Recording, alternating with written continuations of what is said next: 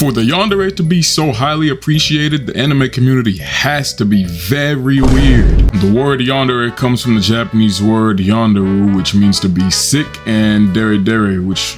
Are you guys really gonna make me do this for a third time? Go watch the first 2 videos from this series. And as I've said in those previous videos, people wholeheartedly love tsunderes. People genuinely adore danderes. And people like seeing a yandere get screen time, but the characters themselves aren't supposed to be loved or adored. Except maybe like Toga. There are people who truly see Toga as wifey material, and What? Me? No way! I'm most certainly, totally, definitely, for sure, am not one of those people.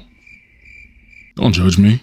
Yandere have 2 forms. 1, the psychotic form that will literally kill for those they care about. And 2, those who won't kill, but will give up the moral high ground in certain scenarios. Not all yandere are murderers, though a lot of them are portrayed that way. It's kind of the standard, oddly enough. So what makes the yandere so enjoyable and popular despite having more than a few screws loose? I think there are 2 major reasons why. Number 1, the appeal of being obsessed over. And number 2, the contrast in the yandere's personality. Firstly, a lot of people who love yandere characters love the foundation of what the character is made of. The feeling of, wouldn't it be nice to be loved that much? Is more than enough to please people. Being in a spot where someone loves you so much that they do literally anything to be with you. If this is why you like a yandere, then maybe you are the lovesick one. In a very twisted way, it's almost kinda wholesome, if you look past the psychotic side of it all. But a yandere, despite their craziness, is true in their feelings. And due to their psychotic nature, that love is typically not mutual. And what's more sad than someone in love who won't get their love reciprocated?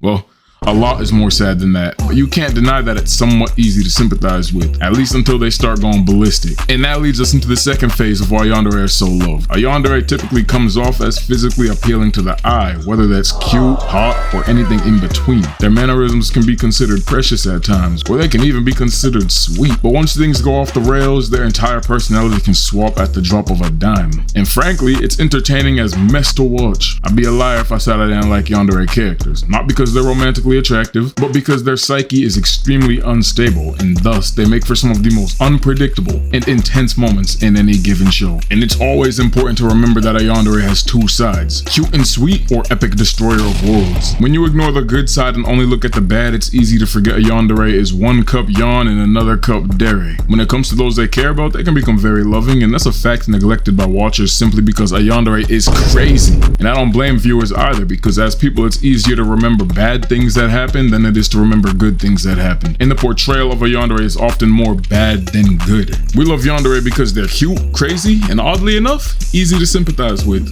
But the fact is, if you love a yandere, you just love crazy chicks. Comment more video ideas. Bye.